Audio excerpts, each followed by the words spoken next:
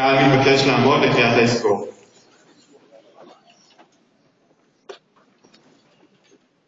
יזכור עם ישראל את מיליוני בניו ובנותיו שנטבחו ונשרפו ונחנקו והורעלו ונתלו ונקברו חיים, אבות על בנים, אמהות על עוליהן, זקן ונער וטף, בכל אשר הייתה יד הצורר.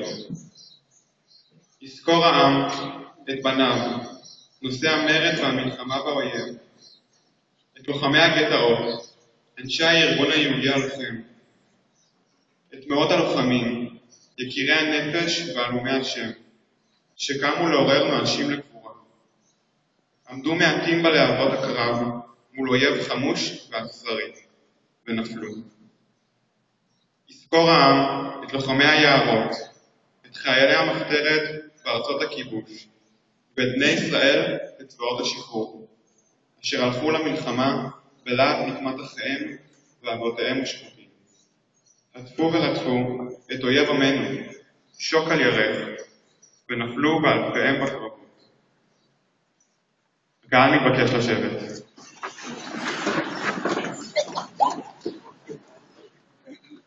מנהלת בית הספר מלווה את משלחת הכדוריד שלנו בתחרות הבינלאומית. אני מזמין את מנהלת חטיבת הביניים, אלי קופל, לשאת דברים במקומה.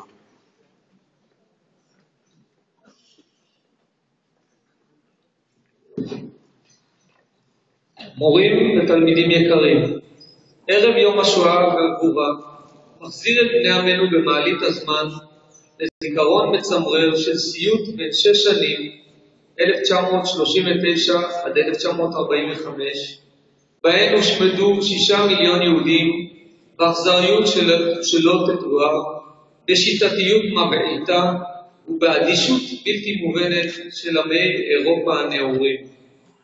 פרויקט ההנצחה הלאומי של קורבנות השואה מסכם השנה שיא היסטורי של 4.1 מיליון שמות של נספים, וזאת במאגר יד ושם.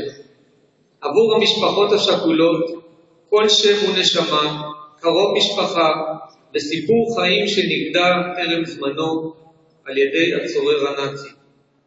כן, גם משפחתי הייתה קורבן של מכונת ההשמדה הנאצית.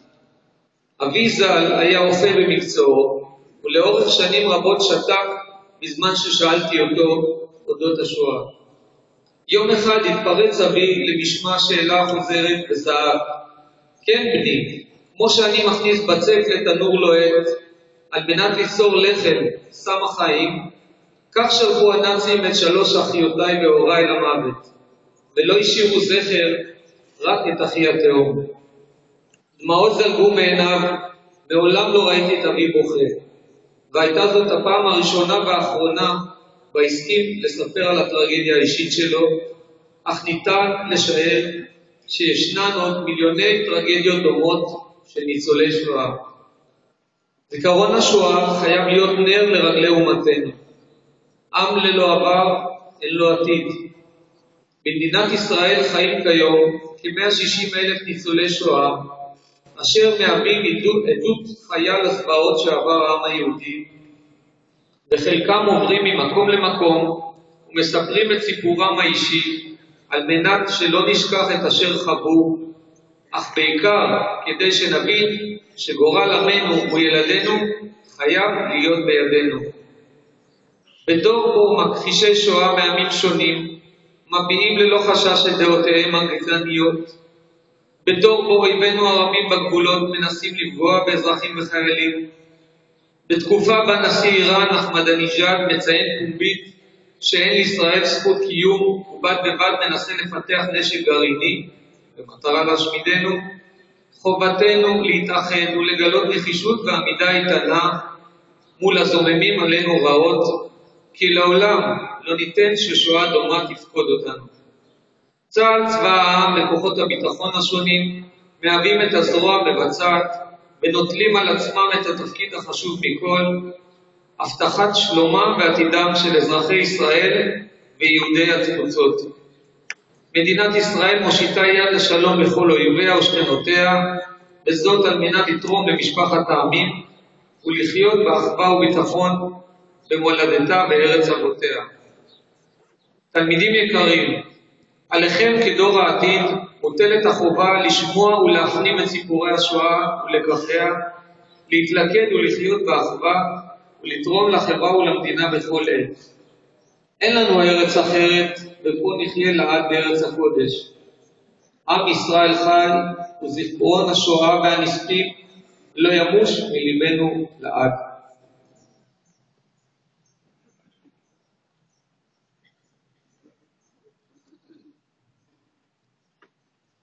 לא קל לאמון מיליונים.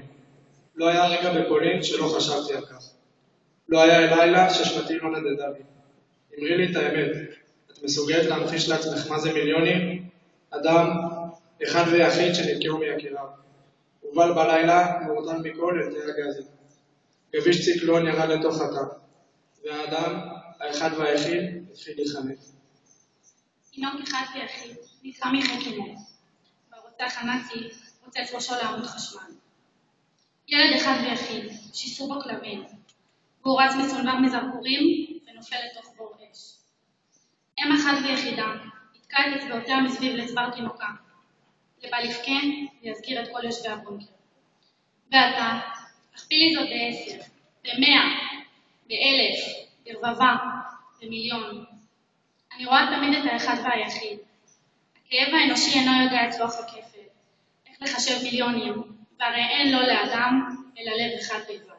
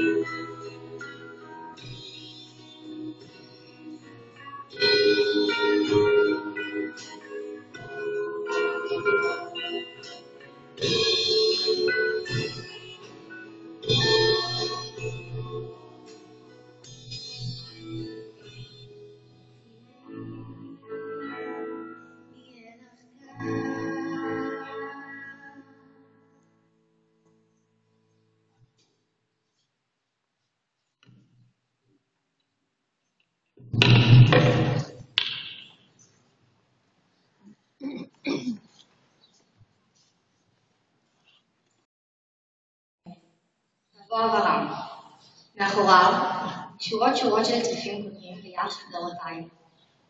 גדרות של קוצי הברזל הנמשכות למרחקים. מידנק. בו נהרגו מיליוני בני אדם. אתה מהסס.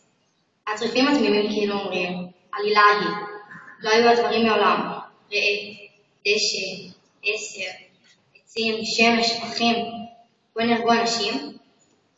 הגדרות שותקות, אנו נכנסים.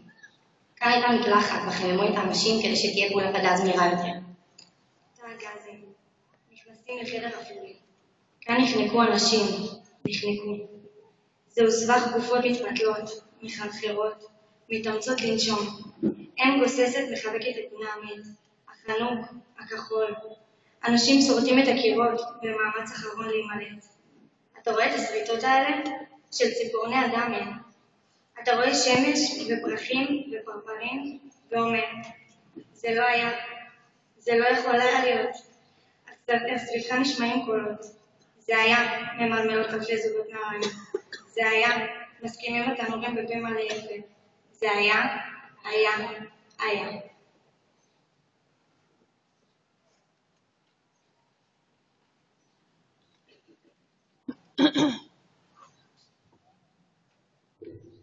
מתוך יומן מסע. לאורך כל המסע ישנה תחושה שיושבת אצלי בלב ובראש. זה לא היה, זה לא קרה, זה לא יכול להיות. אני יודעת שזה קרה. המשפחה של סבא שלי זו הוכחה בשבילי. אני יודעת שכל זה לא סתם. אבל אני עדיין לא מצליחה לדמיין את המצבים ואת הדברים שנעשו במקומות האלו, שביקרנו בהם, שבעצם הם היו וסבלו שם. ואנחנו רק הולכים בשאריות שנשארו מאז. אני לא מצליחה להאמין שהיו כל כך הרבה אנשים רעים ואכזריים, שעשו מעשים שהראש לא מוכן לתפוס. לא היה להם לב, להם לא היה משפחות.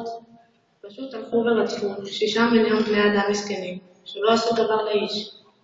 אני בטוחה שהאנשים האלה לא שונים מהם, מהרוצחים. גם להם יש עיניים, ידיים, שיער, רגליים, אז אולי צבע העור שונה קצת. צבע העיניים שונה, אבל זו לא סיבה לרצוח. כשהסתיים המסע וחזרתי הביתה, סבתא שלי ישבה וסיפרה לי את הסיפור האישי שלה. פעם ראשונה שאני שומעת עליו. ואז התחלתי להבין שבאמת היו אנשים כאלה. סבתא שלי היא לא שקרנית. באמת עשו את זה. דבר אחד חשוב לי להגיד. תמיד צריך לזכור. לזכור ולא נשכח. מידנק. ירדנו והמשכנו בדרך השחורה. הדרך עצמה בצבע אפור חום, אבל אני בהחלט הבנתי למה קוראים לדרך השחורה. לפני שאפילו נכנסנו לתוך המחנה עצמו, עצרנו בבית מאבן. באמצע הדשא הפתוח, בית אחד לבן. שם גרו קארל ואלזה אוטקוך, מפקדי המחנה. התיישבנו על מדרגות הבית הלבן, מחבקים את דגלי ישראל שלנו, ושמענו על תקומתם של אלזה וקארל במחנה. אלזה אהבה לרכב על הסוס היפה שלה, עם מחשוף עמוק. נגיד והאסיר במחנה הרים את מבטו, ישר היא רושמת את המספר שלו, וארוחת הערב מביאה לבעלה רשימת מספרים, ויום אחרי אותם אסירים הפסיקו לעבוד. היא הייתה סדיסטית וחולת נפש. כשהיא שמעה שיש במחנה אסירים עם קעקועים, מיד החליטה לייצר ארנקים, תיקים, תחתיות לכוסות ואפילו העילים למנורות. כל זה מאור אדם. בעלה קארל אהב להתקלח מול המשרפות המחממות, שפעלו כל יום, כל היום. שם שרפו גופות בשלשות. אישה, עליה ילד ועליו גבר. את העצמות ששרדו את האש קארל טחן ומכר כדי של אורגנים. הייתה שם כמות קטנה שהוא לא הצליח למכור, 7 טון. אני עומד מול בור ענק עם 7 טון אפר של אנשים, ואני חושב לעצמי. בן אדם נכנס למחנה במשקל של 70-80 קילו. אחרי הרבה או בתת משקל, גיל 35, שורפים אותו, את האור שלו, את השרירים שלו, ואת הכל חוץ מהאסונות. כמה אנשים צריכים להיות בבור הזה בשביל 7 טון?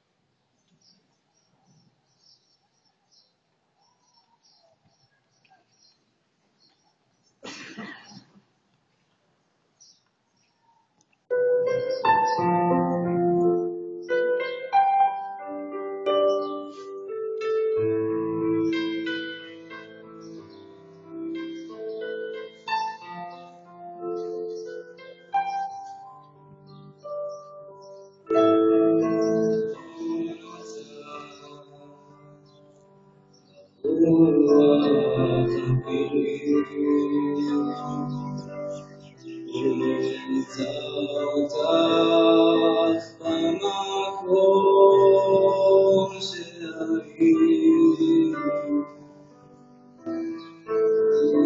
לפעמים לבי את קולך והוא חוזר אליי והוא בא והולך. לפעמים את יודעת רק ירבחים זמן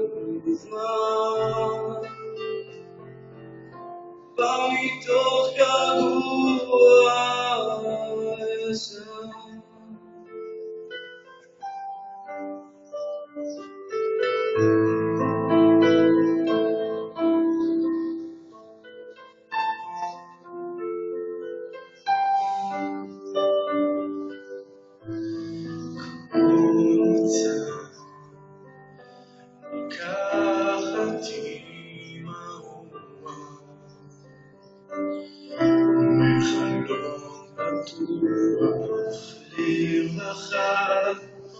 ואת ביקשת לנוח, הוא לא ידע,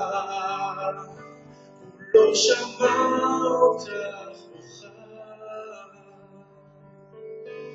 כאילו לא נרגע כל צחוקך משוגע.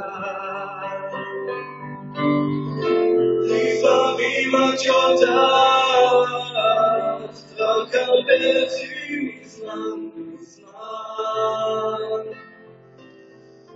בא מתוך געגוע אל מול עינייך נוצא ברוח.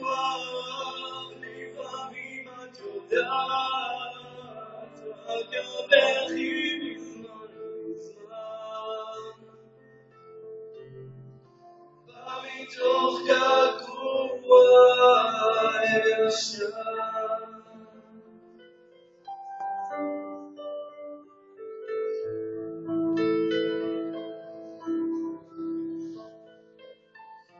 בא מתוך געגוע ישן.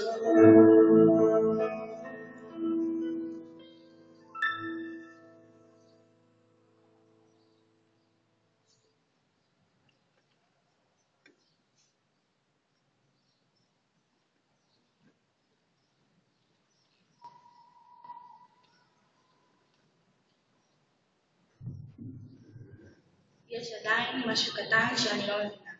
איך בכלל הכל התחיל? איך הכל התפתח לדבר כה מזעזע? מחנה ענקי שכולו נועד רק להשמדה.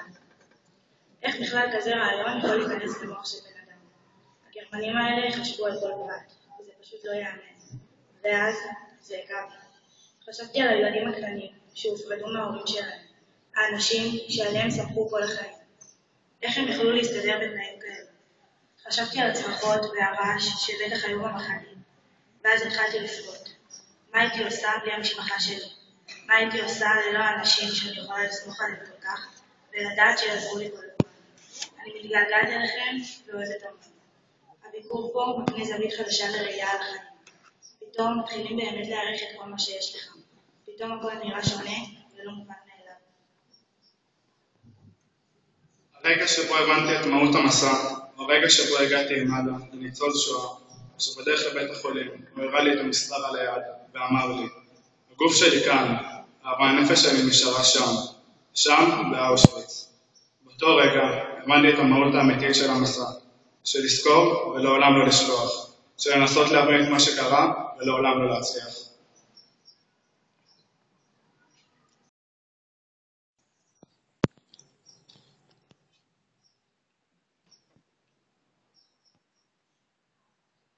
ילד יהודי אני.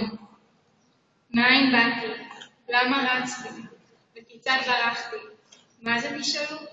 האם גם אתם באתם לחקור אותי? טוב, לכם מגלה את הסוד. מבור המתים אני בא. מקבר פתוח יצאתי. שם נולדתי. כל מה שהיה לפני זה לא אזכור עוד. בבור נולדתי. הייתי מת. שכבתי בבור עם כל היהודים, עם ילדים. גם אני צעקתי שמע ישראל עד אשר הייתי מת ככל המתים. אחר כך היה שקט ולא צעקתי. רק אבא החזיק אותי בזרועותיו. כשקפץ בתוך הבור, החזיק אותי. כשנפלנו על המתים, החזיק אותי. ואני כבר מת. אבא עוד מחזיק ולוחץ אותי. וזה כאב. כאב מאוד. והכאב הוא נורא. ואני שוכח שאני כבר מת. ואני מתחיל לצעוק. הכל מסביב שקט. כולם בבור שקטים. ואני צועק, אבא. ואבא מחזיק ידי וזה כואב מאוד. רוצה אני להוציא את היד, ואבא אינו נותן. אני צועק, ואבא אינו עונה, כי אבא מת. אני צועק בכל כוחי, וגם אבא מתעורר, ואבא אינו צועק, רק משמיע הלכות. הוא שואל בשקט, מה זה? ואני שואל, אבא, האם אני מת או חי? ואבא עונה לי בשקט, אוי, אתה חי ילדי. ואבא שואל אותי, מה כואב לך שאתה צועק ילדי?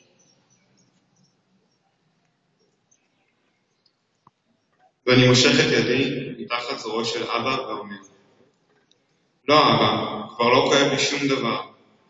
ואבא לוחש לי, שקט בני, כל היהודים מתו. וגם אני גובע יחד עם כל היהודים.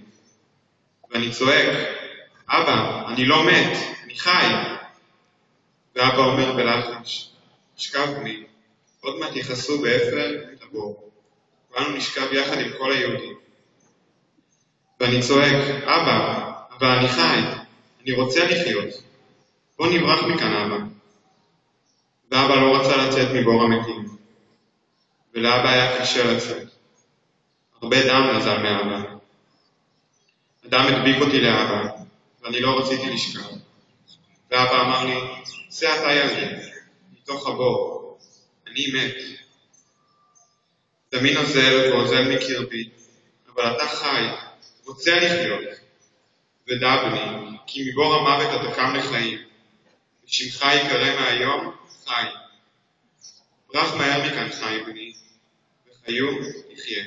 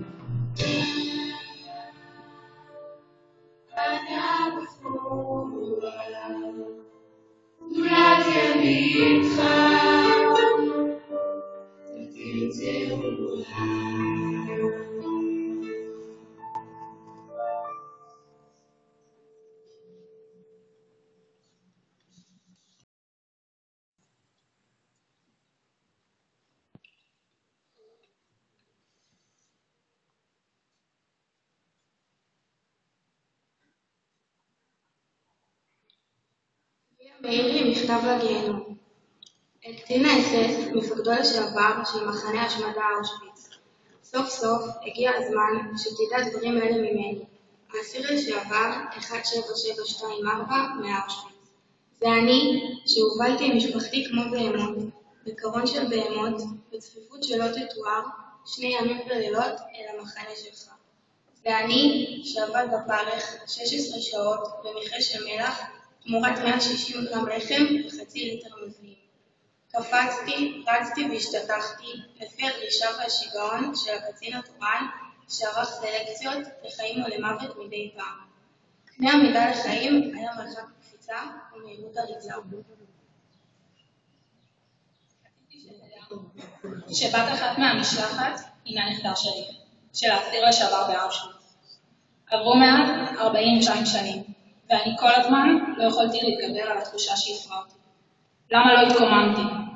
התביישתי בפני הבנים שלי, וכמעט שלא סיפרתי להם את הקורות אותי שם, בפלנטה האחרת, מפני שנתתי שיובילו לקיצון הטבח. והנה דווקא הנכדים שלי, כולם תוצרת הארץ, אתה יודע, עזרו לי להבין. אני כן התקוממתי, כן לחמתי בכם, מפני שרצית שאני עוד שם, שתוכלו לפזר את האפר שלי יחד עם הפרון של המיליונים הרבים בשדות אושוויץ. אבל אני לא נכנעתי לכם. ועכשיו יש המשך ויש אביב. נכדתי עברה בשערים המקוללים של אושוויץ. נערה גאה, חברת המשלחת מישראל, תחת דגל ישראל. ושם, ברגעי ההרגה, שרו את ההמנון של מדינת ישראל. ובכן, לא הלכתי קיצון הטבח, אלא נאבקתי, מרדתי והמשכתי. על כך הייתה המלחמה בינינו, ואני זה שניצחתיך. סמלי הניצחון שלי, נכדיי. על חתום, סבא של שגית מהמשלחת, חבר קיבוץ בית השיטה.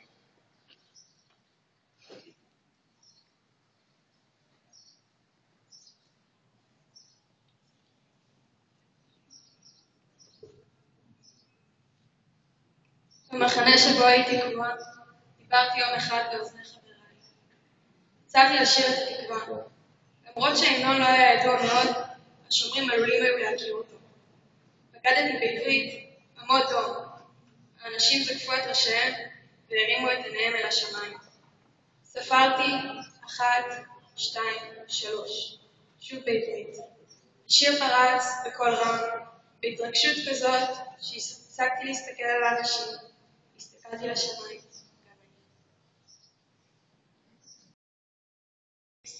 ששמעתי כאן קראו חברי משלחת בדיבור שלהם בפולין במחנות.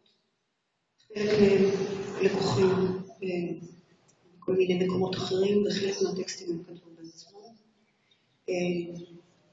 חשוב לציין שליוו את המשלחת חווה צור ובליל דיין.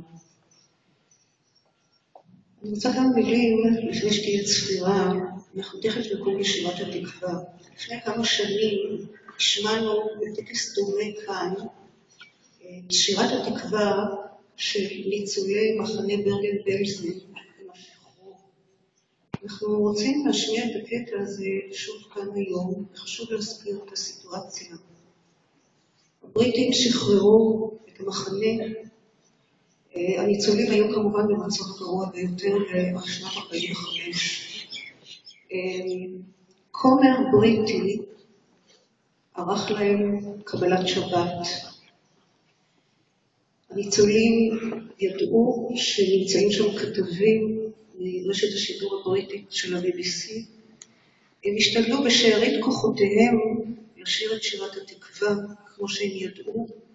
סופה של השירה, השורות האחרונות הן קצת שונות. אני חושבת שזה מאוד מרגש לשמוע את זה כאן, דווקא לפני שאנחנו בעצמנו נשיר את שירת התקווה כאן בארץ שלנו, במדינה שלנו. לפני שנשארים, אנחנו נשמע ממש את ההקלטה של ה-BBC מאותה תקופה של 1945, אנחנו נשמע כמה מילים, כמה משפטים באנגלית של כתב ה-BBC, כשהוא מסביר מה קורה, ואחר כך מתחילה השירה.